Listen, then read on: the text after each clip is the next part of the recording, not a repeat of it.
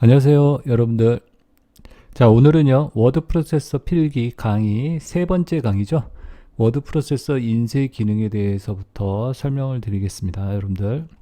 자, 여러분들, 영상 시청하시는 분 중에 구독 안 하신 분들은요, 구독해 주시고요. 구독과 좋아요. 그리고 댓글도 남겨주실 수 있으면 댓글도 남겨주시면 감사하겠고요. 아시겠죠, 여러분들? 자, 이제 세 번째 강의 워드 프로세서의 인쇄 기능부터 설명을 드리겠습니다. 워드 프로세서 인쇄 기능 이렇게 나와 있죠. 인쇄 전에 미리 보기 기능을 이용해서 여백 보기 등을 통해 문서의 윤곽을 미리 확인할 수 있다. 그러니까 인쇄 전에요, 여러분들 워드 프로세서에서 뭐를 할 수 있다? 인쇄 미리 보기를 이용해서 여백 등 이렇게 문서의 윤곽을 확인할 수 있다. 자, 한번 보여드릴게요, 여러분들. 자, 여기 보시면 문서가 하나 있습니다. 이 문서가 이렇게 있죠. 제가 이 문서를 갖다가 인쇄 미리 보기로 보겠다. 파일에서 여기 보시면 미리 보기라고 있죠. 미리 보기. 이렇게 미리 보기를 클릭하시면 인쇄 전에 미리 보기를 할 수 있습니다. 그러니까 출력을 하게 되면 이렇게 나온다는 얘기죠. 자, 그래서 여기 보시면 여백 보기 있죠. 여백 보기 딱 눌러주시면 이렇게 여백이 표시가 되고 있고요. 여기 플러스 확대예요. 다시 마이너스 축소. 자, 보이십니까? 자, 그래서 문서에 대한 이런 여백 같은 걸 갖다가 여러분들이 확인할 수 있고요. 이 빨간색 부분으로 지금 이렇게 나와 있는 부분 보이시죠? 빨간색 보이세요? 자, 이게 좀 잘 안 보이는데요. 닫기. 다른 문서를 갖다 제가 불러보겠습니다. 자, 이번에는 요 문서를 가지고 한번 볼게요. 아까는 문서가 잘 안 보였어요. 미리 보기 할 때. 미리 보기 이렇게 해보시면, 자, 이 보이시죠? 빨간색 선 보이세요? 자, 이 빨간색 점선 보이시죠? 이게 여백이에요. 자, 보이시죠, 여러분들? 이게 빨간색이 뭘까요? 이 안쪽이 문서 편집 부분이죠. 그리고 여기 보시면 왼쪽 여백, 여기가 이 부분이 뭐죠? 왼쪽 여백이에요. 이 부분, 이렇게 이 부분이 인쇄 안 되는 부분이죠. 이게 위쪽 여백, 이 위쪽 여백이겠죠. 이 부분. 그 다음에 이 부분은 머릿말 넣는 구역입니다. 머릿말 구역. 자, 머릿말이라는 것은 우리가 페이지의 맨 위에다가 어떠한 글씨를 찍히게 하겠다. 머릿말 구역. 그 다음에 여기는 오른쪽 여백이겠죠.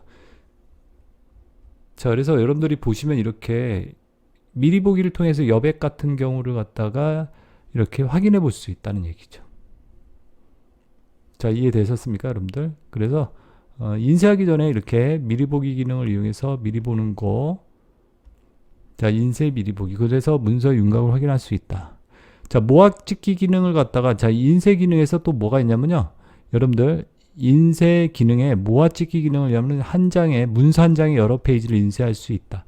자, 이게 이제 인쇄 미리 보기고 내가 이걸 갖다 인쇄하겠다. 인쇄라고 있죠. 자, 인쇄 눌러주시면 만약에 프린터가 연결되어 있으면 이렇게 프린터가 나와 있습니다. 저는 뭐 삼성 프린터를 쓰거든요. 그러면 삼성 프린터라고요. 여러분들이 뭐 앱슨을 쓴다, 뭐 앱슨 프린터 이렇게 선택이 되어 있을 거예요. 자, 그리고 인쇄 범위라고 되어 있고 모아찍기 보이세요? 모아찍기. 여기 인쇄 방식 모아찍기라는 거. 이게 모아찍기가 뭐다? 한 페이지에 두 쪽씩 찍겠다. 이렇게 뭐 세 쪽씩 네 쪽씩. 그러니까 나는 종이 하나에 여러 개의 페이지를 찍고 싶을 때 이렇게 모아찍기라는 걸 이용하시면 이렇게 여러 장을 갖다 인쇄할 수 있다는 얘기예요. 바로 그 내용입니다. 자, 그래서 모아찍기를 이용하면 내가 이렇게 한 장에 여러 개의 페이지를 갖다 인쇄할 수 있구나 라고요. 나중에 여러분들이 실무에서나 이렇게 내가 한 페이지에다 좀 여러 장을 찍고 싶다라고 했을 때 이 모아찍기 기능을 이용하면 좀 편리하게 종이를 절약하면서 인쇄할 수 있겠죠. 그림 워터마커나 글씨 워터마커를 설정하여 인쇄할 수도 있다. 그러니까 워터마커 기능이라고 해서 여러분들 인쇄할 때 워터마커가 뭐죠? 자, 우리 이런 거 있죠. 뭐 대학교 가면 대학교 용지에 보면 여기가 서울대학교다. 그러면 서울대학교 로고가 이렇게 문서 이 종이 뒤쪽에 이렇게 흐릿하게 들어가 있는 거. 흐릿하게 들어가 있는 걸 갖다 뭐라고 그런다? 워터마크라고 그래요. 그림이나 또는 글씨를 갖다 이 배경에 흐릿하게 들어가 있는 거 워터마크. 그러니까 물속에 들어가 있는 것처럼 이렇게 표현을 한다는 얘기예요. 자, 그래서 워터마크를 설정하여 인쇄할 수 있고, 파일로 인쇄하면은 확장자가 PRL인 파일로 저장한다.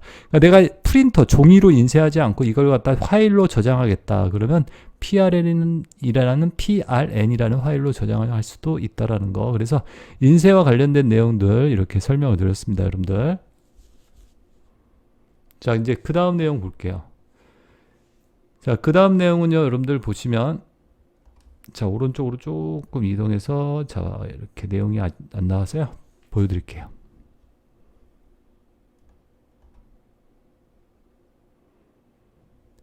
자, 여기 보시면 워드 프로세서의 메일 머지 기능이라고 나와 있습니다. 메일 머지 기능.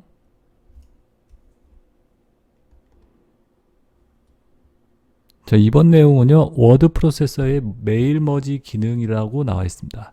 자, 메일 머지 기능이라는 걸 갖다가 우리말로는요, 여러분들 뭐라고 얘기도 하냐면요, 우편 합성 기능이다라고 얘기도 합니다.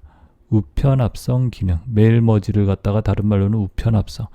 그러니까 우편 있죠, 여러분들. 우편을 갖다가 이렇게 보내는 기능이다. 그러니까 어떠한 내용은 같은데 내용은 똑같아요. 뭐 초청장 같은 거 발송할 때. 근데 받는 사람이 여러 명일 때. 이런 것들을 갖다 만들 때 쓰는 게 바로 메일 머지 기능이다. 우편 합성 기능이다라고 얘기를 합니다. 자, 그래서 메일 머지를 수행하기 위해서는요, 데이터 파일과 서식 파일이 필요하다. 서식 파일이라는 것은요, 이렇게 내용이 들어가 있는 파일이에요. 자, 이번에 뭐 이렇게 초청을 합니다라고. 그리고 데이터 파일은요, 여기 사람 이름 있죠. 여러 명의 사람, 내가 한 20명한테 보내겠다. 그런 20명 이름이 있겠죠. 그거를 가지고 있는 파일이 데이터 파일입니다. 자, 그리고 데이터 파일은 서식 파일에 대입될 개인별 이름이나 주소 등을 담고 있는 파일이라. 그러니까 서식 파일에 들어갈 데이터들이 들어갈 그 파일이다 이 뜻이겠죠. 서식 파일은 메일 머지되어 나올 내용으로 공통적으로 들어갈 본문 내용. 그러니까 공통적으로 들어가는 본문 내용을 기재한 파일이다. 그리고 메일 머지에 쓸 수 있는 데이터 파일에는요, 윈도우의 주소록과 윈도우에서 사용하는 뭐 주소록 파일, 아웃룩의 주소록, 한글 파일, 엑셀 파일 등이 있다. 뭐 이러고 그냥 이런 게 있다라고 주소록 파일, 한글 파일, 엑셀 파일을 갖다 이용해서 데이터 파일로 쓸 수 있다. 이렇게 받으시면 되겠고요. 한번 실습 예제 보여드릴까요, 여러분들? 그래야지 이해가 금방 되겠죠.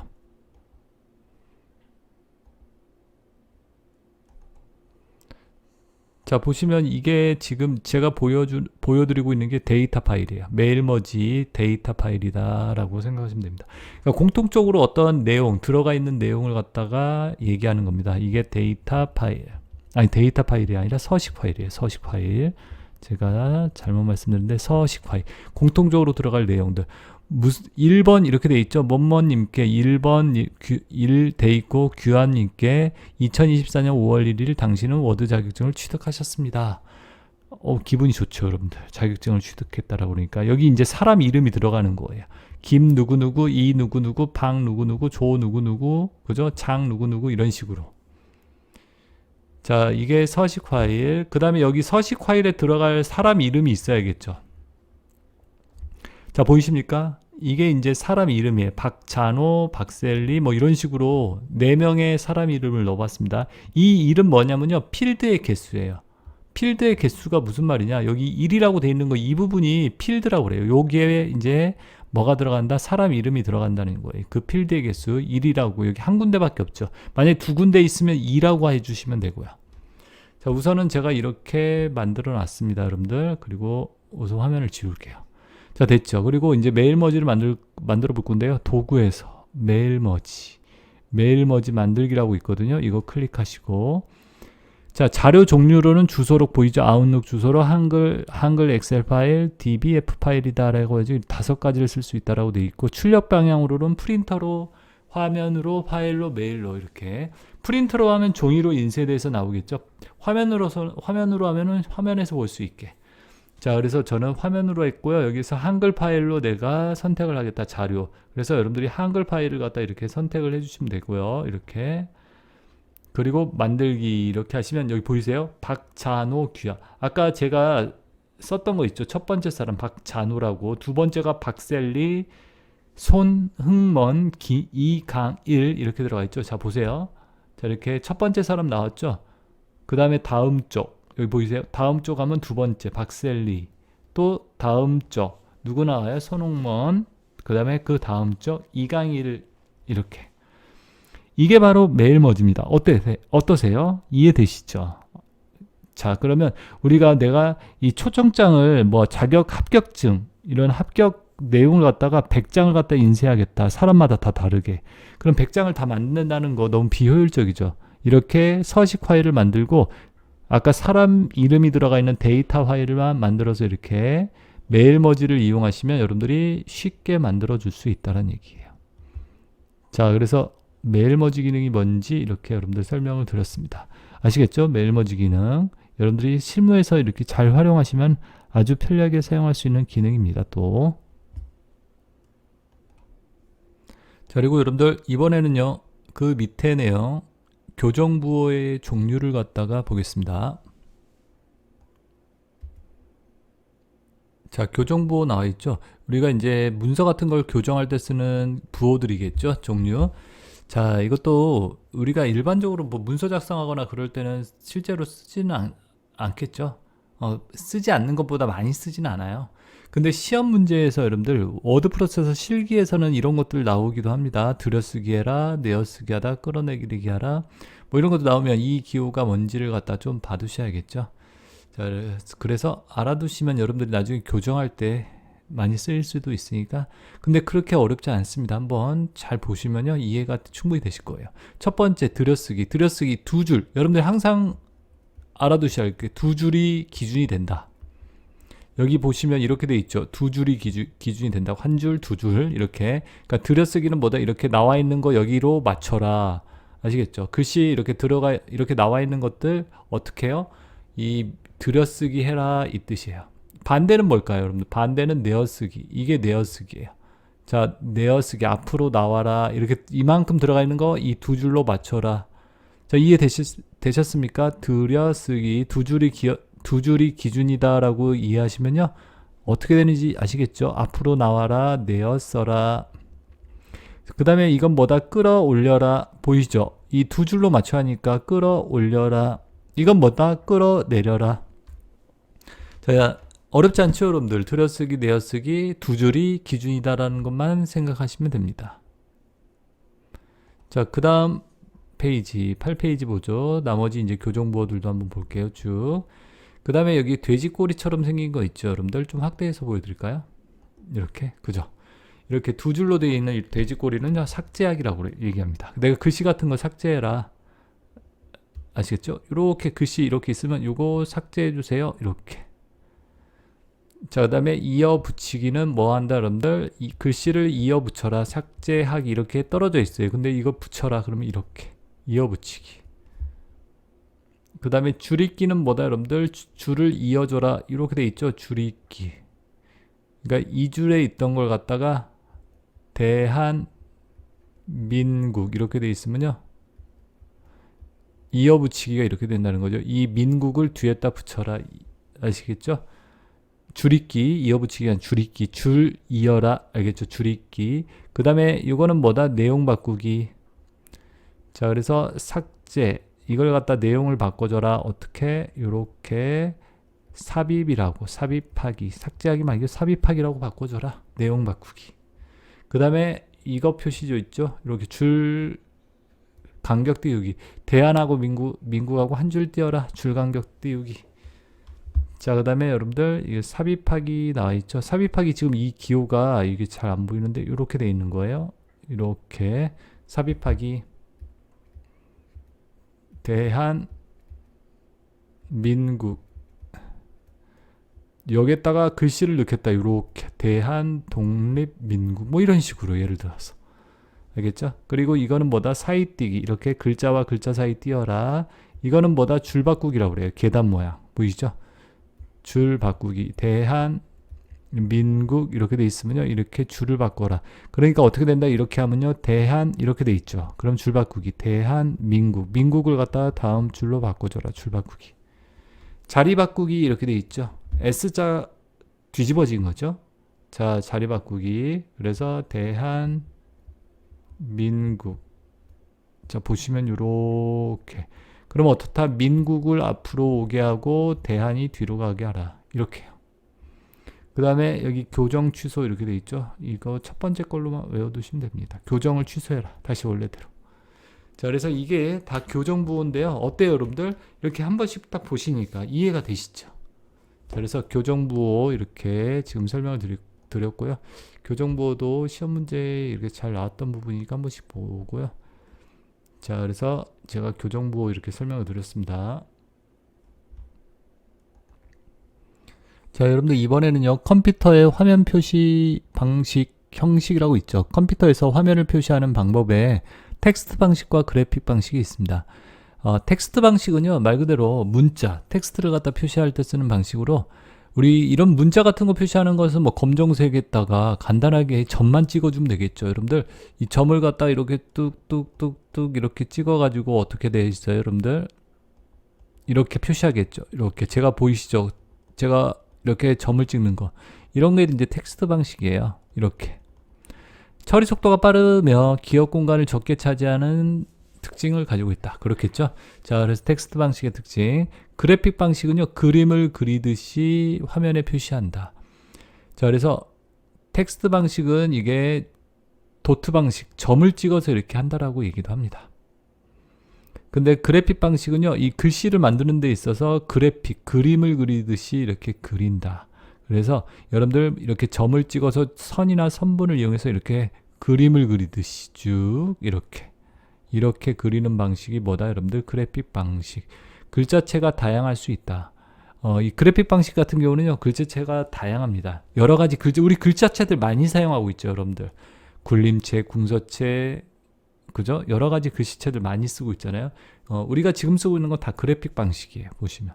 글자체가 다양하다, 그림 편집 등 위지육 방식 및 미리 보기 지원을 기능을 지원한다. 위기라는 말 나와 있죠. 이게 뭐죠? What you see is what you get. 너가 본 그대로 결과물을 얻을 수 있다. 자, 그래픽 방식 같은 경우는요, 내가 어떠한 글씨체를 썼으면 그 글씨체가 그대로 인쇄될 때 나온다는 얘기죠. 텍스트 방식은 약간 틀릴 수가 있어요. 근데 이거는요, 내가 본 그대로 결과물을 얻을 수 있다. 그래서 그래픽 방식, 위지익 방식을 그 다음에 미리 보기 기능을 지원한다는 거. 대부분의 워드 프로세서에서 이 그래픽 방식을 사용합니다. 알겠죠? 자, 그래서 우리가 옛날에 타자기 있죠, 타자기 아마 모르시는 분도 있는데, 타자기 타자기 이렇게 타자 치듯이 해가지고, 그때는요 글씨가 다 똑같았어요. 탁탁탁탁 치는 나오는 게.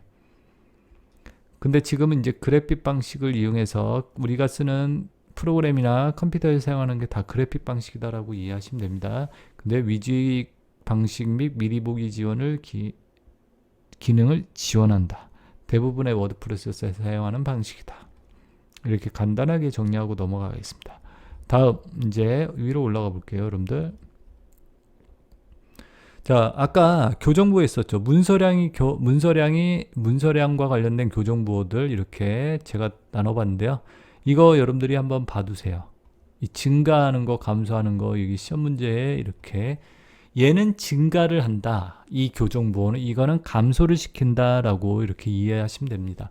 내용 바꾸기를 하면 어떻게 된다, 여러분들? 증가한다. 이게 증가가 된다. 근데 감소도 된다. 그죠? 내용 바꾸기는 두 군데 다 들어가요. 그러니까 왜 그럴까요, 여러분들? 자, 예를 들어서 뭐 이런 거 있죠. 나는 대한민국을 갖다가 어떻게 바꾸겠다, 여러분들? 이걸 갖다가 자, 대한민국을 갖다 한국이라고 바꾸겠다. 뭐라고요? 한국. 그러면 어떻게 돼요? 감소되는 거죠. 반대로 한국을 갖다 뭘로 바꿀 수 있어요? 한국을 내가 이렇게 바꾸겠다. 뭘로요? 대한민국으로. 그럼 증가가 되고. 무슨 말인지 아시겠죠? 그래서 내용 바꾸기는 증가, 감소 두 군데 다 들어갈 수 있다라는 거. 삽입하기는 뭐다, 여러분들? 글자와 글자를 갖다 이렇게 이 안에다 삽입하는 거니까 증가가 되겠죠. 줄 바꾸기도 줄이 내려가는 거니까 증가. 줄 나누기. 사이 띄우기도 증가되겠죠. 이렇게 글씨와 글씨 사이 띄어라. 문서량이 증가되겠죠. 줄 간격 띄우기도 당연히 뭐한다? 증가가 되는 거고요. 이게 이제 문서량을 갖다 증가되는 교정부호들. 감소할 수 있는 거는요, 아까 말씀드렸듯이 내용 바꾸기, 그 다음에 삭제하기, 글씨 없애는 거니까 당연히 줄어들겠죠. 줄 잇기도 이렇게 줄을 이어라, 두 줄로 되어 있는 걸 한 줄로 이어라, 그러니까 문서량이 감소하겠죠. 이어 붙이기, 이거 글씨 떨어져 있는 거 붙여라, 감소하겠죠. 자, 여러분들 어렵지 않죠? 자, 그래서 증가 감소하는 거 이렇게 봐두십시오. 자, 그리고 이제 다음 내용도 볼게요, 여러분들. 다음 내용. 공문서의 성립 및 효력 발생 시기에 대해서 이제 설명을 드리겠습니다. 자, 여기 공문서라는 말이 나와 있죠. 공문서. 공문서가 뭘까요, 여러분들? 공문서는요, 말 그대로 공공기관. 그죠? 공공기관, 뭐 공무원들, 그죠? 공공기관이나 또는 회사. 공공기관이죠. 공공기관, 회사 등의 업무의 필요성에 의해서 만드는 이런 문서들을 얘기합니다. 알겠죠? 자, 그래서 공공기관이나 회사 등에서 업무의 필요성에 의해서 만들어지는 이런 문서들을 갖다 내부 또는 외부에 이렇게 작성하여 발송 또는 수신하는 이런 문서들이 크게 공문서라고 할 수 있습니다. 아시겠죠? 공문서. 자, 그래서 공문서의 성립은요, 어떻게 된다? 우리가 문서로서의 이런 성립은 해당 문서에 대한 뭐가 있으므로, 결제가 있으므로, 이 말 봐두시고, 어떻게 공문서가 성립이 된다? 그러니까 문서 만들었어도 결제가 있어야 돼요. 그 결제가 있음으로써 문서로서의 성립이 된다는 것. 자, 이 말, 결제가 있음으로써 성립한다. 결제는 서명과, 우리가 서명을 할 수 있죠. 뭐 사인한다라고요. 전자문서 서명이 있고요. 또한 전자 이미지의 그림으로 되어 있는 서명이 있고요. 행정 전자 서명. 이렇게. 그러니까 다 서명이 들어가면 맞아요. 서명. 아시겠죠, 여러분들? 자, 그다음에 문서 종류별 효력 발생 시기가 있습니다. 일반 공문서, 그러니까 종이로 만든 이런 일반 문서는 어떻게 된다? 효력 발생 시기가 수신자에게 도달된 때부터 뭐가 된다? 효력이 발생된다. 어떨 때요? 여러분들 일반 문서는 수신자에게 도착, 내가 우편을 보냈으면요, 그 사용자가 받았을 때부터 효력이 발생된다. 전자문서는 뭐죠? 컴퓨터로 만들어지는 이러한 문서를 바로 전자문서라고 그러죠. 전자문서는요, 수신자의 컴퓨터 파일에 기록된 때부터, 뭐라고요? 기록된 때부터. 컴퓨터에. 알겠죠? 컴퓨터에 내가 그 사람한테 보냈어요. 이메일로. 그럼 그 사람 컴퓨터에 기록된 때부터가 뭐가 된다? 효력이 발생된다. 자, 두 가지 여러분들 기억을 해 두시고요. 이것도.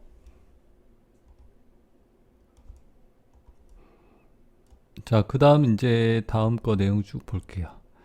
공고문서는요, 공고문서 나와 있죠. 일반 문서, 전자문서, 그리고 마지막으로 공고문서가 나와 있네요. 여러분들. 공고문서는 뭐다, 여러분들? 고시 또는 공고가 있은 후 며칠이 경과해야 한다. 요 날짜 잘 봐두시고, 5일이 경과한 때부터 효력이 발생된다. 그러니까 고시 공고한다. 그러니까 우리가 뭐 헌법을 개정했어요. 법을 개정해가지고 그걸 갖다 공표한다. 공고한다. 그러면 어떻게 한다, 여러분들? 그게 곧장 효력이 발생되는 게 아니라 며칠이 지나고요. 5일이 지나고 나서 경과된 날부터 뭐가 된다? 효력이 발생한다. 알아두세요. 공고문서 며칠이요? 5일이요. 이런 날짜 같은 거 여러분들 어때요? 바꾸기가 쉽겠죠. 뭐 즉시 효력이 발생한다? 그죠? 그거 아니겠죠. 왜? 5일 동안 홍보를 해야 하잖아요. 그죠? 일반인들한테, 국민들한테 알려야 할 거 아니에요. 이렇게 바뀌었다라고. 그래서 이렇게 5일이 경과한 때부터. 그 다음 내용 쭉 볼게요, 여러분들. 자, 공문서 성립을 위한 서명의 종류. 우리가 서명을 한다고 그러죠. 서명의 종류는 여기 보시면 4가지로 이렇게 되어 있습니다. 4가지. 자, 4가지 볼게요. 하나씩. 훈령, 이렇게 있죠. 훈령이라는 거. 상급기관이 하급기관에 대하여 장기간에 걸쳐 그 권한의 행사를 일반적으로 지시하기 위해 바라는 명령을 얘기한다. 자, 상급기관에서 하급기관한테, 자, 이 말 상급기관이 하급기관한테 장기간에 걸쳐 그 권한의 행사를 일반적으로 지시한다.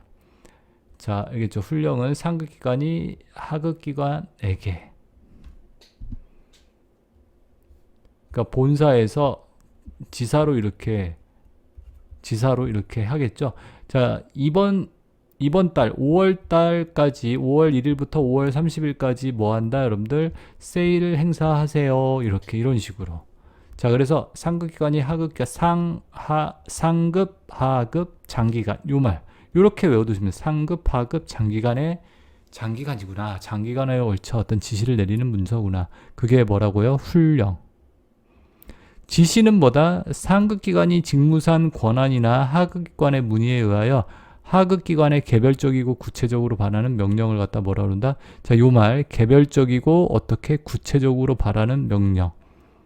상급기관이 직무상 하급기관한테, 이것도 상급기관이 하급기관한테 이렇게 개별적 구체적으로 지시를 한다. 이게 뭐라고요? 지시예요, 지시. 자, 본사에서 지사한테 이제 개별적으로 그 음식 코너 판매하는 분들 개별적으로 그 부분에게 이렇게 구체적으로 어떤 거 요구르트 세일하세요, 우유 세일하세요, 이렇게. 아시겠죠? 이게 지시예요, 지시. 개별적, 구체적. 아시겠죠? 개별적, 구체적.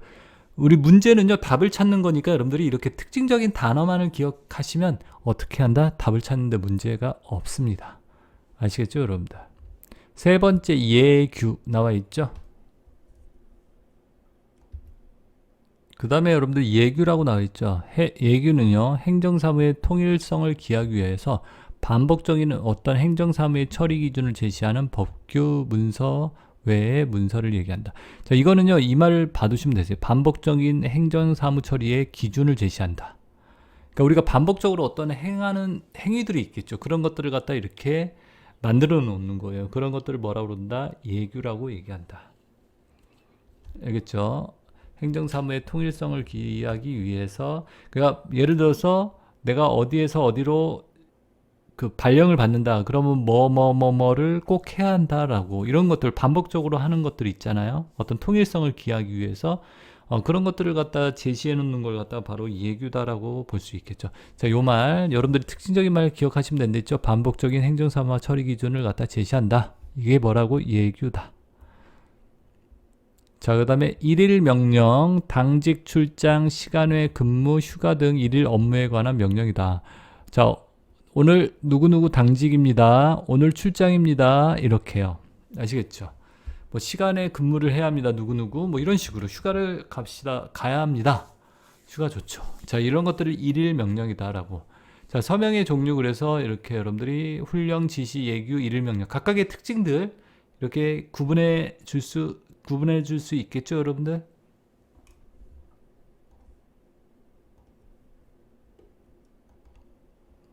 자, 그리고 이번에는요, 공문서의 관리 원칙이라고 되어 있습니다. 공문서에 대한 관리 원칙은 어떠한 원칙을 가지고 해야 하느냐. 자, 정확하고, 그죠?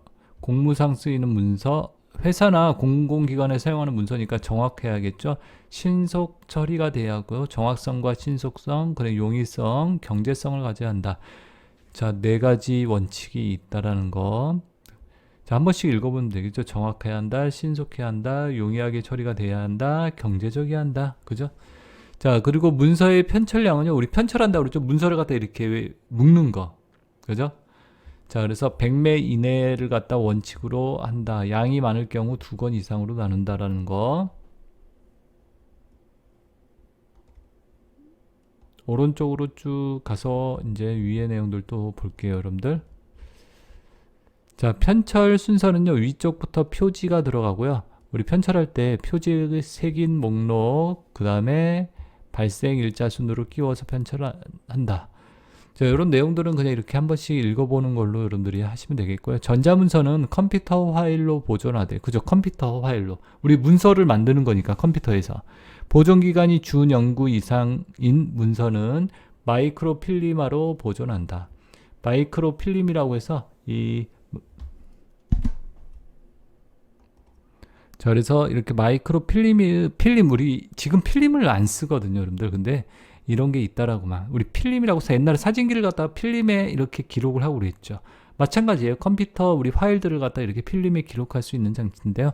아, 이런 걸로 보존을 하는 거구나. 준연구 이상인 장치들 보존기간이. 자, 그래서 여러분들 준연구 이상이라는 것은 20년 이상 보존해야 하는 문서들이라고 생각하시면 되세요. 그런 것들은 이렇게 기록을 해야 한다. 그래서 그 밑에 보존기간이 20년 이상인 문서, 전자문서는 마이크로필름이나 광디스크, CD-롬 있죠? CD, 뭐 DVD 이런 걸로 기록을 하더라도 보존기간 중에는 뭐 한다? 여러분들 폐기할 수 없다. 이렇게 된다는 거죠. 자, 그래서 이렇게 전자문서도 준연구 20년 이상 되는 20년 이상 보관을 해야 하는 이런 문서들은요, 마이크로필름에 이렇게 보관을 해야 한다. 자, 이런 게 있다라고만 받으시고요. 또는 DVD, 이런 CD 이런 데 광디스크에 보존을 한다. 그리고 20년 이상 보존 기간 중에는 폐기할 수 없다라는 거, 이렇게 문서들을 받으시면 되겠습니다, 여러분들. 그리고 그 밑에 내용 볼게요.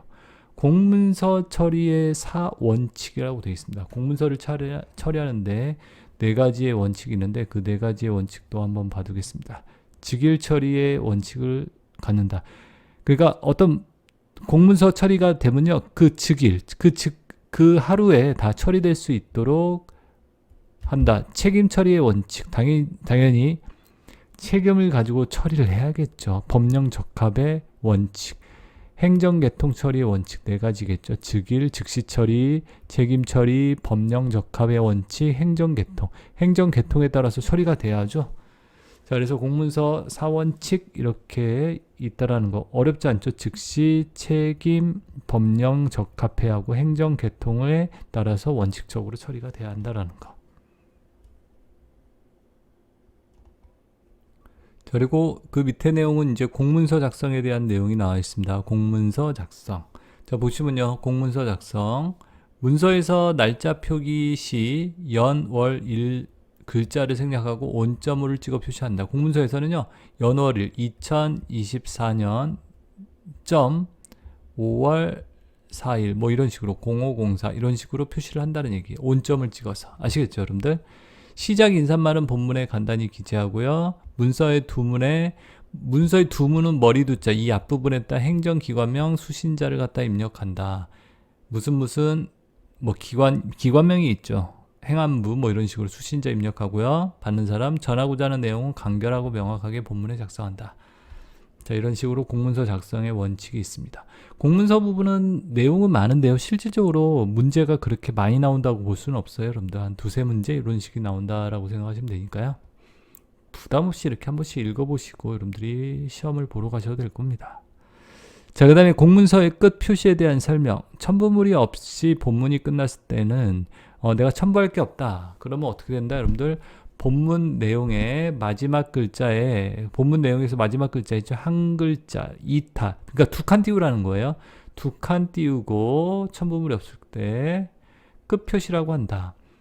자, 그래서 여러분들이 마지막에 뭐 첨부물 같은 게 없을 때는요, 2칸 띄우고 뭐뭐입니다. 뭐 이런 식으로 끝났어요. 그러면 1칸, 2칸 띄우고 끝 이렇게 표시를 하라는 얘기예요. 자, 그 다음에 첨부물이 있을 때라고 되어 있죠. 첨부물이 있을 때는요, 본문의 내용이 끝난 줄 다음에 첨부물이 있다. 내가 첨부할 뭐 어떤 문서들이 있어, 내용들이 있단 말이죠. 그 다음에는 다음 줄에다가 붙임 표시를 하고 첨부물 명칭과 수량을 갖다 뭐뭐뭐뭐를 첨부한다. 그죠? 이렇게 첨부물 표시해주고 수량 표시해주고 거기서도 두 칸 띄우고 끝 표시 이렇게 해준다는 얘기예요. 첨부물이 있는 경우 이렇게 붙임이라고 표시를 해주시고, 그 다음에 본문 또는 붙임에 적는 사항이 오른쪽 한계선에 닿았을 때는, 자, 내가 이렇게 붙임이라고 적어야 하는데 이게 오른쪽 한계선 이 끝에 닿았어요, 문서에. 그때는 다음 줄의 왼쪽, 여기서 붙임이라고 못 써요. 그럼 어디? 다음 줄 왼쪽에 이렇게 붙임이라고 쓴다는 얘기예요. 그리고 2칸 띄우고 뭐라고 한다? 끝 표시 이렇게 해줘라 라고요. 자, 요 내용들 이해되시겠죠, 여러분들? 본문의 표 형식으로 끝났을 때, 우리 표 있죠? 표로 끝났을 때는 어떻게 한다? 마지막 작성된 칸 다음 줄의 왼쪽 기본선에서 한 글자 띄우고 표 끝이라고 표시한다.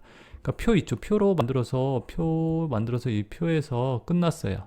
그럼 어떻게 한다? 그 다음 줄에 이렇게 2칸 띄우고 끝 이렇게 표시를 한다는 얘기입니다. 자, 아시겠죠, 여러분들? 공문서의 끝 표시.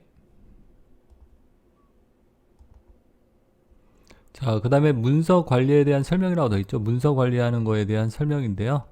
문서의 생산부터 보존 폐기, 보관 폐기까지 과정을 일정한 규칙이나 기준에 따라 처리하는 것을 갖다 뭐라 그런다? 문서 관리를 한다라고 얘기한다. 그죠? 문서를 생산을 하고 우리가 보관을 하고 폐기까지 이런 과정들을 갖다가 얘기하는 건데 어떤 규칙이나 기준에 따라 처리한다라고 얘기를 한다는 거죠. 문서관리 기능에는요, 의사 구분 기능과 의사 보전 기능이 있다. 자, 그래서 문서 관리하는 기능에는요, 의사 구분 기능과 의사 보전 기능.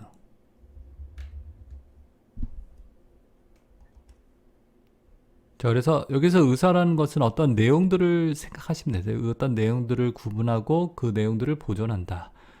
자, 그리고 문서 관리는요, 정확하고 신속하고 용이하고 경제성 등을 원칙으로 삼는다. 그래서 정확, 신속, 용이, 경제성의 원칙을 갖는다. 문서 관리를 하는 데 있어서. 그리고 문서에 이런 절차가 있는데, 자, 문서 절차를 갖다가 봐두시면요, 요것도 절차, 요런 거 시험 문제로 내기가 좋겠죠. 여러분들 순서 바꿔가지고. 구분시키고, 이제 구분한 걸 가지고 분류를 하고, 편철을 하고, 이렇게 구멍 뚫어가지고 이렇게 보관하는 거죠. 만드는 거죠. 책자 같은 걸로 편철을 하고, 그 다음에 그걸 보관하고, 그 다음에 보관이 끝나면 이관을 시키는 거예요. 다른 곳으로. 계속 우리가 문서를 그 부서에서 가지고 있을 필요가 없겠죠. 그러면 이 오래된 문서 같은 경우는 이관, 우리 대통령도 임기가 끝나면 그 문서, 대통령 때 만든 문서를 갖다 이관을 시킨다고 그러잖아요. 다른 곳으로. 그 다음에 보존하고, 보존은 여러분들 20년 이상 이제 가지고 있는 거고, 그 다음에 이제 폐기를 하게 된다. 그래서 구분, 분류, 편철, 보관 다음에 이사한다. 이관, 그 다음에 이관이 이사가 끝난다면 보존을 한다. 오랫동안 산다. 나중에는 폐기된다. 집이 허물어진다. 자, 이렇게 외우면 되겠죠, 여러분들. 자, 그 다음 보시면 문서의 폐기라고 있습니다. 문서의 폐기. 문서를 폐기를 한다, 없앤다, 이런 뜻이죠. 자, 문서 폐기 보시면 보존기간이 경과한 문서는 어떻게 해야 한다? 즉시 폐기 처분한다라고 10년이다, 5년이다 이렇게 문서기간이 경과됐잖아요. 그러면 폐기를 해야 한다는 얘기죠. 자, 그리고 그 다음 내용 한번 쭉 보겠습니다. 올라가서 쭉 보시면요.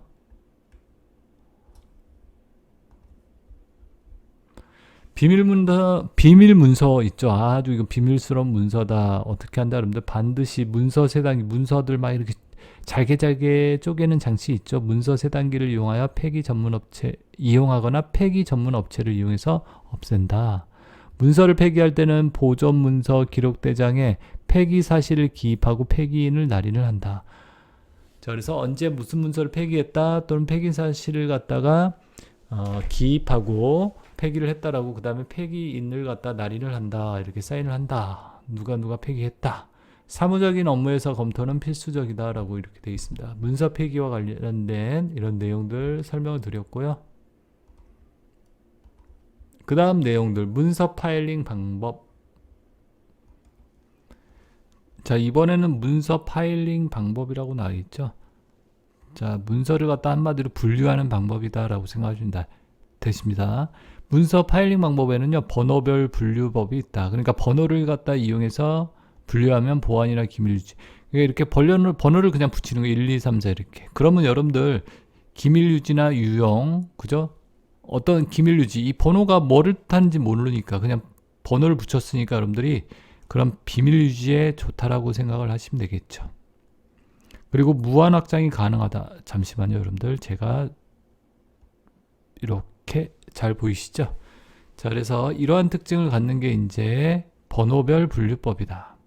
그래서 보안 기밀 유지에 유용하다. 무한 확장이 가능하다. 번호만 계속 붙여주면 되니까요, 여러분들. 자, 이러한 특징이 있다라는 거, 번호 분류법, 보안 기밀 유지 유용하고 무한 확장 가능. 주제별 분류법이 있죠. 어떤 주제를 가지고 분류하는 방법이 있습니다. 자, 주제별 분류는요, 어떤 품목이나 품목별로 또는 물건별로, 사업 활동별로, 기능별로 명칭이 이런 것들을 갖다 이 명칭을 가지고 분류를 한다는 거죠. 그게 이제 주제별 분류법이라고 이해하시면 됩니다. 알겠죠? 어떤 품목이라든지 물건, 사업 활동, 기능을 가지고 이렇게 분류를 시킨다. 주제별 분류법. 명칭별 분류법은 직접적인 정리가 가능하며 배열 방식이 단순하다. 자, 명칭을 가지고 이제 이렇게 분류를 갖다 시킨 거죠. 지역별 분류는 말 그대로 지역을 가지고 이렇게 분류를 시킨 방법. 자, 그래서 여러분들이 분류법에 대해서 이렇게 몇 가지가 있다라는 거, 네 가지가 있다라는 걸 번호, 주제, 명칭, 지역별 분류법이 있다라는 걸 이렇게 봐두시면 되겠죠.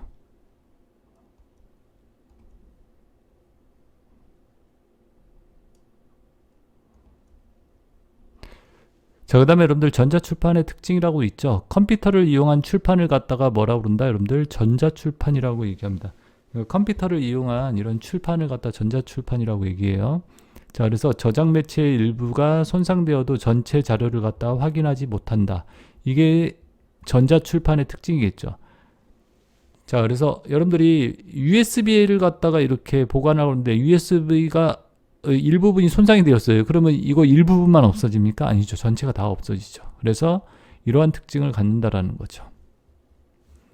자, 그래서 저장 매체 일부가 손상되어도 전체 자료를 확인 못한다. 그 다음에 문자나 소리, 그림, 동영상 등의 멀티미디어 요소의 복합적인 표현이 가능하다. 그죠? 문자, 소리, 그림, 동영상 이런 것들이 복합적인 표현이 가능하고, 세 번째, CD롬을 저장 매체로 이용하여 보관 공간을 줄이고 영구적인 보관이 가능하다. 그죠? 전자출판 CD롬 등을 이런 저장 매체를 이용해서 보관 공간을 줄일 수 있고 영구적인 보관이 가능하다.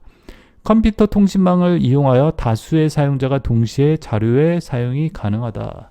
이러한 특징을 갖는 게 바로 전자출판 특징이라고 얘기할 수 있죠.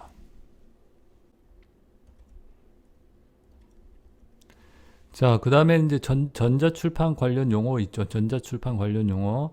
자, 오버프린터라는 말이 나와 있습니다. 오버프린터는요, 문자 위에 겹쳐서 문자를 중복 인쇄. 그러니까 우리가 프린터를 했는데 그 위에 다시 중복으로 인쇄하거나 배경을 갖다가 인쇄한 후 그 위에 대상자를 다시. 그러니까 오버프린터는 다시 한번 인쇄한다라고 생각하시면 됩니다. 좀 더 진하게, 선명하게 인쇄하기 위해서. 아시겠죠? 오버프린터가 있고요. 디더링이라는 말이 있죠. 여러분들 이 용어들, 이 디더링 요 용어 이렇게 봐두시면요, 제한된 색상을 조합하여 복잡한 색이나 새로운 색을 만드는 작업을 갖다 우리가 디더링이라 얘기를 한다라는 거. 우리 색깔을 갖다 섞죠, 여러분들. 자, 여러분들 미술 시간에 색상을 섞어 보셨죠? 빨간색 까고 노란색 섞으면 뭐 주황색 나오고 그러잖아요. 자, 이러한 것을 갖다 뭐라 한다? 디더링이라고 얘기합니다. 아시겠죠? 자, 그래서 프린트, 인쇄, 그죠? 우리 프린터 쓰죠? 프린트. 잉크젯 프린터 쓰잖아요. 그러면 색깔이 많이 들어갑니까, 여러분들? 아니죠. 빨록파, CMYK 해가지고 네 가지 색상을 사용하죠, 여러분들. 시안, 마젠타, 옐로우, K, 블랙. 그죠? 검정색. 그래서 시안, 파란색, 마젠타, 주황색 계통, 노란색, 검정색 이렇게 네 가지 색상을 이용해서 모든 색상을 갖다 표시를 하잖아요. 섞어가지고. 자, 그래서 이런 것들을 뭐라고 그런다? 디더링이라고 얘기합니다. 제한된 색상을 섞어서 다른 새로운 색을 만드는 방법. 아시겠죠? 디더링. 커닝은 뭐라고 그런다? 커닝은 글자와 글자 사이의 간격을 갖다가 미세하게 조정하는 작업을 갖다가 뭐라고 그런다? 여러분들 커닝이라고 얘기합니다. 글자와 글자 사이의 간격을 갖다 이렇게 조정하는 작업을 뭐라고 그런다? 커닝. 그 다음에 리터칭. 리터칭은 기존의 이미지를 갖다 다른 형태로 새롭게 변형하거나 수정하는 작업을 갖다가 뭐 한다라고 얘기한다, 여러분들? 리터칭. 그러니까 기존의 이미지를 변형, 수정하는 작업을 뭐라고? 리터칭 한다라고 얘기해요. 리터칭. 자, 아시겠죠, 여러분들? 자, 이렇게 특징적인 용어 알아두시면 되세요. 글자와 글자 사이 간격 조정하는 작업은 커닝, 리터칭은 기존의 이미지를 다른 형태로 변형 수정하는 작업, 리터칭한다. 자, 그 다음 내용 쭉 한번 볼게요. 렌더링 나와 있죠, 렌더링. 자, 렌더링은요, 뭐라고 얘기한다? 3차원 그래픽 작업의 한 과정으로 2차원 이미지에 음영이나 채색을 적절히 주어 3차원적인 입체감을 극대화하는 작업을 갖다가 뭐라고 한다? 렌더링이라고 얘기합니다. 자, 그래서 여러분들이 2차원 이미지 있죠. 2차원 이미지에 뭐를 한다? 음영과 채색, 색깔을 갖다가 색칠해서 입체감을 갖다가 극대화하는 작업, 입체감을 주는 걸 갖다 뭐라고 그런다? 렌더링이라고 얘기합니다. 자, 여러분들 렌더링이란 뭐다 여러분들. 자, 이렇게 렌더링이 제 그림으로 보여주면요, 이런 그림이에요. 자, 보이십니까 여러분들? 렌더링이라고 제가 이렇게 보여드리고 있죠. 이미지로 보면 이게 렌더링이에요. 보이세요? 색깔이라든지 음영을 입혀서 이렇게 사실적으로 표현하는 거. 자, 보이시죠? 이런 걸 뭐라 그런다? 렌더링. 자, 보이시죠? 이러한 이게 모델링이에요. 한마디로 이렇게 색깔 없고 음영도 없죠. 그런 걸 갖다 이렇게 색깔이라든지 음영을 줘가지고 사실적으로 표현하는 걸 뭐라고요? 렌더링이다. 이해되셨습니까? 렌더링이 뭔지요? 자, 그래서 렌더링, 2차원적 이미지에 음영과 채색을 주어 사실감, 3차원 입체감을 극대화하는 작업. 이렇게요. 자, 모핑은 뭐라고 되어 있죠? 모핑은 여러분들 두 개의 이미지를 부드럽게 연결해 변환 통합하는 작업을 얘기한다. 이 모핑은요, 여러분들 예를 들어서 늑대 소년이다 그러면 늑대에서 소년으로 이렇게 바뀌는 거 있죠. 영화 같은 데서 보이시죠? 그런 게 이제 모핑 기법이다라고 얘기합니다. 자, 여러분들 모핑 기법 한번 보여드릴게요. 자, 그래서 모핑 기법 예를 들면 이런 거 여기 보이시죠? 여기 부시 대통령이죠. 이 부시 대통령에서 자, 보이세요? 아놀드 슈왈츠제네거로 이렇게 변경되는 거, 그죠? 이런 게 바로 모핑 기법의 일종이라고 말씀드릴 수 있겠습니다. 자, 이해되시죠, 여러분들? 모핑 기법이 뭔지. 자, 그리고 여러분들 모핑 다음에 스프레드라고 있죠. 스프레드는 뭐다? 대상체의 컬러가 배경색의 컬러보다 옅어서 대상체가 보이지 않는 현상을 스프레드라고 합니다. 그러니까 대상체가 이렇게 있는데 뒤에 배경이 진하다는 얘기. 얘가 좀 옅어서 보이지 않는 현상. 알겠죠? 스프레드. 리딩이라고 나와 있는데요. 리딩은 행간이라고 그래요. 현재 줄의 시작 부분과 아랫줄의 첫 부분 간의 간격. 이 행과 행 사이의 그 간격을 갖다 리딩. 그 다음에 필터링 있죠. 작성된 그림을 필터 기능을 이용하여 여러 가지 형태의 새로운 이미지로 바꿔주는 작업을 갖다 뭐한다? 필터링. 우리 그림에다가 어떤 효과를 주는 걸 갖다가 필터링 효과라고 이해하시면 됩니다. 자, 그래서 이렇게 필터 기능, 여러 가지 형태의 이미지로 변경시켜주는 기능이구나. 자, 그 다음에 클립아트라는 말 나와 있죠. 클립아트는 여러분들 문서 작성에서 작업 문서에 자주 사용하는 다양한 그림을 모아놓은 작은 그림들, 조각 그림들. 그러니까 내가 문서 작성하면서 뭐 지하철 그림이 필요하다, 건물 그림, 병원 그림 필요하다. 그런 것들을 모아놓은 것들을 바로 클립아트라고 얘기합니다. 그래서 이런 조각 그림의 모음 이렇게 이해하시면 되겠죠. 자, 그래서 여러분들이 이러한 용어들에 대해서 쭉 제가 설명을 드렸고요. 그 다음에 여기에 초크라는 것까지 있죠. 초크는 이미지 변형의 작업에서 채도, 조명, 명암 등을 조절하는 작업을 초크라고 얘기하고요. 그 밑에 하프톤은요, 망점이라고 얘기했죠. 신문 있죠, 여러분들. 신문에 사진 같은 거 보면 미세한 점으로 사진을 갖다 이렇게 표시해야죠. 점을 찍어서. 그런 것들을 갖다 하프톤 기법이다라고 얘기합니다. 자, 그래서 여기 용어들 중에서 쭉 보시면요. 전자출판과 관련된 용어, 이런 용어들 중에서 뭐 제가 이렇게 다 외우기 좀 부담스럽죠.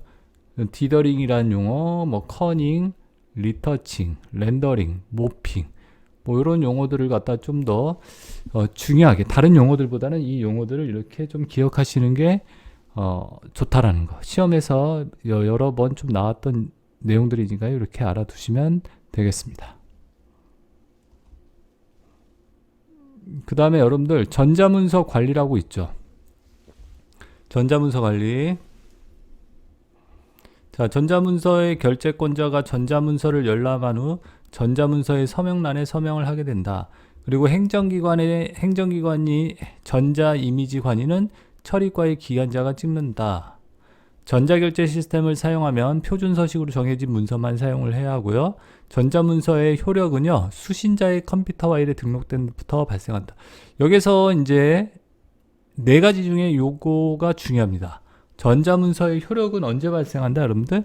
수신자의 컴퓨터에 등록된, 그러니까 내가 어떤 사람한테 문서를 보냈어요. 그 사람 컴퓨터에 기록된 때부터, 파일로 등록된부터 효력이 발생한다라는 거. 그 사람이 일단 무슨 말인지 아시겠죠?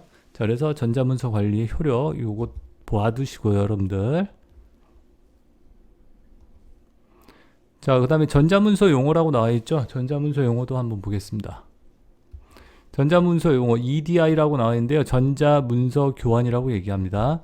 주문서, 납품서, 청구서 등의 무역에 필요한 각종 서류를 갖다 표준화된 양식을 전자적 신호로 바꿔서 기업 간의 거래 데이터를 갖다가 교환하기 위한 표준 포맷이다. 그러니까 우리가 주문서라든지 납품서라든지 이런 문서들을 갖다가 만들어 놓고 회사마다 이런 게 틀리면 여러분들 어때요? 비용이라든지 여러 가지 양식을 갖다가 바꾸는데 상당히 많은 게 시간이라든지 비용이 많이 들겠죠. 그래서 그런 걸 다 표준화해서 만들어 놓은 거예요. 뭘로? 컴퓨터 파일로. 그래서 그런 것들을 표준 포맷을 만들어 놓고 주고받고 할 수 있게 해주는 게 바로 EDI다. 전자문서 교환. 자, 이렇게 전자문서 교환이라는 게 뭔지, 그래서 각종 서류를 표준화된 양식으로 만들어 놓은 포맷이다. 표준 포맷. 알겠죠? 기업 간의 거래를 위해서. 자, 되셨습니까? EDI가 뭔지. 그 다음에 ERP라는 용어도 나와 있습니다. 자, 이런 EDI, ERP 용어도 한번 봐두시고, ERP, 전사적 자원관리 시스템으로 회사 전체적으로 기업 내 생산이라든지 물류, 재무, 회계, 영업. 자, 영업하고 여기 잘렸죠. 잠깐만요. 제가 영업과, 그죠? 영업과 구매, 재고 정보 등 경영활동 프로세서를 통합적으로 연계해 관리해주는, 그러니까 기업에서 발생하는 정보를 갖다 서로 공유하고 새로운 정보의 생성과 빠른 의사결정을 갖다가 도와준다. 그러니까 이 회사 전체적인 어떠한 자원들을 갖다 관리해 줄 수 있는 시스템이다. 그래서 기업 내에서 어떤 생산하고 물류라든지 재무, 회계, 영업 과정, 영업과 그 다음에 구매, 재고, 이런 경영활동과 관련된 것들을 갖다가 프로그램화 시켜서 컴퓨터화 시켜가지고 기업에서 발생되는 정보를 갖다가 서로 공유하고 여러 부서들이 다 공유해서 새로운 정보의 생성과 빠른 의사결정에 도움을 준다. 이걸 갖다가 뭐라고 한다? ERP, 전사적 자원관리 시스템. 그래서 ERP라는 거 전사적, 전체적으로 이 자원들을 갖다가 관리하는 시스템을 얘기한다. 알겠죠? 기업 내에 이루어지는 모든 활동들을 갖다가 이렇게 컴퓨터를 이용해서 관리함으로써 어떠한 정보의 생성과 빠른 의사결정에 도움을 준다. 이렇게 이해하시면 되겠죠? 자, 그래서 전사적 관리 시스템 ERP에 대해서 설명을 드렸고요. 자, 그 다음에 여러분들 이제 12페이지 좀 넘어가 볼게요. 12페이지에 맞춤법 검사 기능이라고 나와 있는 부분이 있죠. 맞춤법. 워드 프로세서에서 이제 맞춤법 검사 기능이 있는데 내장된 사전과 비교하여 틀린 단어를 고치는 기능을 얘기한다. 그렇겠죠? 그 한글 프로그램에서 한글 프로그램에 내장된 사전과 사용자가 입력한 그 단어들을 갖다 비교해서 틀린 것들을 갖다가 찾아내고 고치는 기능이다. 문장 부호 검사, 영문 약어 검사를 지정 가능하다. 그리고 자주 틀리는 단어는 자동으로 수정되도록 지정할 수도 있다라는 거. 수식이나 화학식 맞춤법은 안 된다. 수식, 화학식 이런 것들은 맞춤법이 안 된다라는 거. 이런 것들이 좀 특징적인 거니까 이렇게 봐두시고 간단하게 내용만 읽어주시면 되겠습니다. sort라고 나와 있죠. sort는 뭐라고 그런다? 정렬이라고 얘기합니다. 우리말로 정렬한다. 그래서 오름차순 정렬이다. 그럼 뭐다? 올라간다 이 뜻이죠. 작은 것부터 큰 순서대로 정렬을 하는 거. 1, 2, 3, 4, 5, 6 뭐 이렇게 해가지고 10. 이게 오름차순이에요. 내림차순은 뭐예요? 거꾸로죠. 10, 9, 8, 7 이렇게 해서 1까지 가는 거. 이건 내림차순이죠. 큰 거부터 작은 걸로. 자, 오름차순은 그래서 예를 들어서 이건 숫자를 예를 들는 거고, 만약에 숫자, 영어, 뭐 한글 이렇게 섞여 있다. 그때는 어떻게 된다? 오름차순으로 정렬한다. 그러면 숫자가 가장 작은 걸로 인식이 됩니다. 그 다음에 영어 소문자, 영어 대문자, 한글. 아시겠죠? 자, 그래서 오름차순일 때 어떻게 정렬된다? 숫자, 수, 영, 수, 영소, 영대. 그러니까 소니까 작은 거죠. 그 다음에 대, 영대가 오겠죠. 그 다음에 한글이에요. 알겠죠, 여러분들? 자, 오름차순 숫자 영소 0대 한글. 내림차순은 반대겠죠. 거꾸로. 그래서 여러분들 정렬해서 어떻게 된다는 거 이렇게 봐두시고, 자, 그 다음에 기한문서 한번 보겠습니다. 기한문서라고 돼 있죠. 자, 기한문서라는 것은 뭐를 뜻한다? 특별한 절차 없이 다른 부서나 사람들에게 열람시키려고 하는 문서다. 어떤 특별한, 이렇게 다른 사람들이 이렇게 자유롭게 볼 수 있도록, 열람할 수 있도록 만든 문서. 그죠? 그걸 갖다 뭐 한다? 여러분들 특별한 절차 없이 다른 사람들이 열람할 수 있는 문서, 기한문서, 자료의 가치로 인해 일정 기간 동안 보관해야 할 필요성 있는 문서, 그 다음에 결제 문서의 시행을 위해 작성된 문서. 이 기한 문서라는 것은요, 원래 어떤 결제 문서의 시행을 위해, 결제하기 위해서 만드는, 우리 기한을 올린다고 그러죠. 그런 문서들을 얘기하고요. 기한 문서 서식에 따라 작성한 초안 문서, 기한 문서는 전자 문서로 하는 것을 원칙으로 한다. 그래서 요즘은 옛날에는 이렇게 종이에다가 이렇게 문서를 만들어서 했는데 요즘은요, 전자 문서를 갖다 원칙으로 한다라고 이렇게 알아두시면 되겠습니다. 기한 문서에 대한 특징으로 이 정도 내용 봐두시면 되고, 한 번씩 그냥 쭉 읽어보는 걸로 이렇게 설명을 드리겠습니다. 자, 쭉 올라가 볼게요. 자, 그리고 마지막 내용, 이제 1과목 다 끝났습니다, 여러분들. 자, 여기서 보시면 각종 증명 발급이나 회의록 등은 발의자와 보고자의 표시를 생략할 수 있다. 생략 가능. 행정기관명을 표시할 때는요, 다른 행정기관명과 동일한 경우 바로 위 상급기관을 함께 표시를 한다. 자, 여기 약간 잘려 있으니까 제가 이렇게, 알겠죠?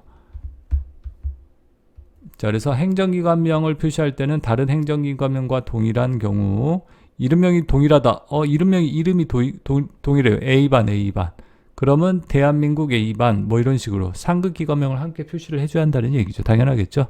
수신자가 없는 내부 결제 문서인 경우는 수신란에 내부 결제로 표시한다. 내부에서 결제가 이루어지는 거다. 내부 결제라고요.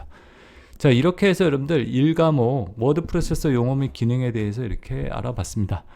자, 그래서 이 뒷부분 내용들은 뭐 시험에서 그렇게 많은 부분을 차지하는 건 아니고요. 이 앞에 부분 내용들, 그리고 워드 프로세서 용어 및 기능은요, 이런 내용들만 여러분들이 여러 번 읽어보시고 이렇게 시험장에 가시면요, 충분히 좋은 점수를 얻을 수 있습니다. 제가 요약해 놓은 요 내용을 가지고 이렇게 공부하시면 되겠습니다.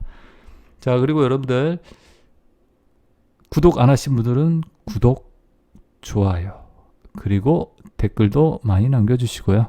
자, 오늘은 여기까지 해가지고 설명드리고요. 다음 시간에 또 뵙겠습니다, 여러분들. 자, 수업 받느라 수고들 많이 하셨습니다. 수고하셨습니다.